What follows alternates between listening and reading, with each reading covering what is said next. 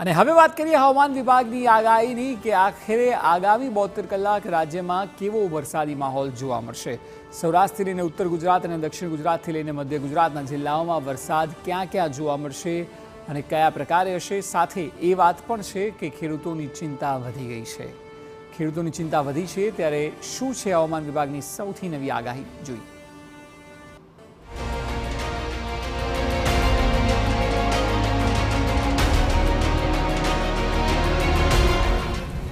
ઉનાળામાં છવાયો વરસાદી માહોલ।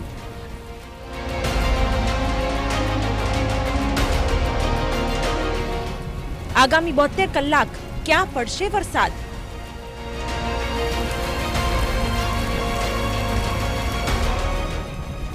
સૌરાષ્ટ્રથી ઉત્તર ગુજરાત,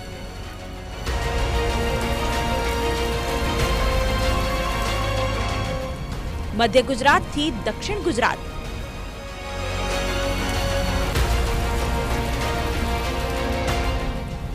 ચોમાસા પહેલા વરસાદનો તરખાટ।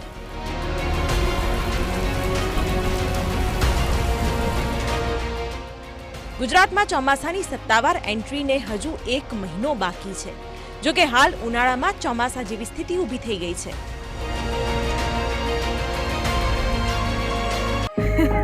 હા, મન ભરીને જુઓ, આપણો જ છે અને આપણા જ મતથી દેશભરમાં મોટા મોટા પુલ બન્યા છે।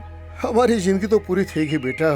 અમારા સમયમાં તો અટકાવવું, લટકાવવું ને ભટકાવવું બસ આ જ કલ્ચર હતું। પણ તમારા માટે મોટા કામ કરવા વાળો બેઠો છે। માત્ર 10 વર્ષની સ્પીડ જોઈ લો, અટલ બ્રિજ થી સુદર્શન સેતુ જોઈ લો, સરદાર સાહેબના સ્ટેચ્યુ થી ગિફ્ટ સિટીની રોનક જોઈ લો, અને આટલું બધું કરીને પણ મોદીજી કહે છે આ તો હજુ ટ્રેલર છે।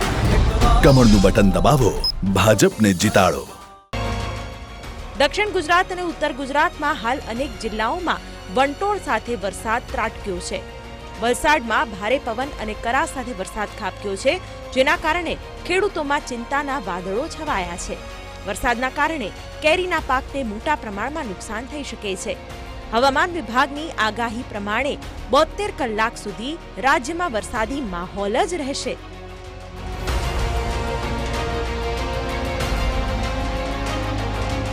તેર તારીખે મોડી રાત સુધી રાજ્યના 10થી વધુ જિલ્લાઓમાં વરસાદની આગાહી છે।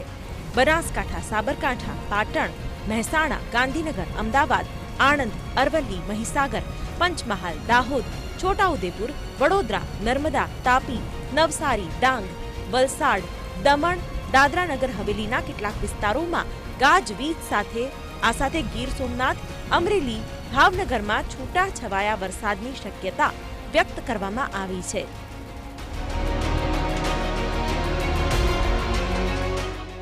હવામાન વિભાગનું માનવું છે કે આગામી 17 મે સુધી ઉત્તર ગુજરાત અને દક્ષિણ ગુજરાત સાથે સૌરાષ્ટ્રના અનેક જિલ્લાઓમાં હળવો વરસાદ પડી શકે છે। राजकोट और सुरेंद्रनगर। और डेटों की बात करेंगे जहाँ पे लाइट रेन और साथ में थंडरस्टॉर्म होंगे आइसोलेटेड प्लेसेस पे। वो डिस्ट्रिक्ट है सूरत, भरूच, आनंद, अहमदाबाद, सुरेंद्रनगर, बोटाद, भावनगर, अमरेली, राजकोट और गिर सोमनाथ। और डे 3 की बात करेंगे जहाँ पे आइसोलेटेड प्लेसेस पे लाइट रेन होने का पूर्वानुमान दिया गया है। वो है बनासकांठा और सौराष्ट्र रीजन का गिर और सोमनाथ। અરે કાકા, શું માહોલ છે કાશ્મીરનો? દીકરા, પહેલા તો હાલ બેહાલ જ હતા। ઘૂસણખોરી, ડર અને તણાવ, અને આજે એટલા બધા ટુરિસ્ટ આવે છે મેં મારી જિંદગીમાં નથી જોયા। સિનેમા હોલ ખુલ્યા, રેસિંગ થવા લાગી, ફોરેન સમિટ થવા લાગી, પહેલી વાર સિગ્નલ ઉપર રેડ લાઇટ લાગી, અને અમારા જીવનમાંથી રેડ એલર્ટ હટ્યું। અમારા મનમાંથી ખરાબ યાદોને હટાવી છે મોદીએ, છતાં પણ એ કહે છે આ તો બસ ટ્રેલર છે। ભાઈ, શાંતિ, સુરક્ષા અને વિકાસની ગેરંટી મોદીજીની, તો એને જીતાડવાની ગેરંટી આપણા સૌની। કમળનું બટન દબાવો, ભાજપને જીતાડો। આમ આગામી 72 કલાક સુધી રાજ્યમાં વરસાદી માહોલ છવાશે। જો કે 18 તારીખથી ફરી એકવાર ગરમી કહેર મચાવવાની શરૂઆત કરશે। હાલ અમદાવાદ અને ગાંધીનગરમાં 42 થી 43 ડિગ્રી તાપમાન છે। જો કે હવામાન વિભાગનું માનવું છે કે વરસાદ બાદ 18 તારીખથી તાપમાનમાં 2 થી 3 ડિગ્રીનો વધારો થઈ શકે છે। એટલે અમદાવાદમાં ગરમી 45 ડિગ્રીને પાર જાય તેવી પણ શક્યતાઓ છે। સાંભળો ગરમીને લઈને શું છે હવામાન વિભાગની આગાહી। तो मैक्सिमम टेम्परेचर की बात करेंगे तो मैक्सिमम टेम्परेचर आने वाले 2 दिनों में नो लार्ज चेंज में रहेगा। उसके बाद 2 से 3 डिग्री सेल्सियस का ग्रेजुअल राइज है। और डिस्कम्फर्ट कंडीशन की बात करेंगे तो आने वाले 5 दिनों के लिए डिस्कम्फर्ट कंडीशन सौराष्ट्र रीजन में बनी रहेगी।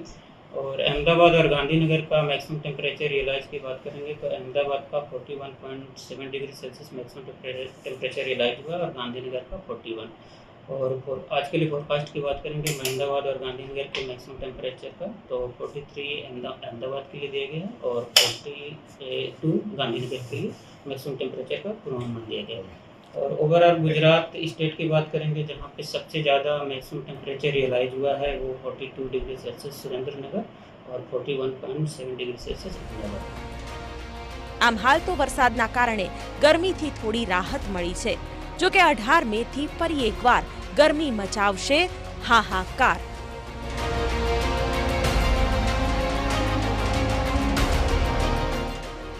Bureau report TV9।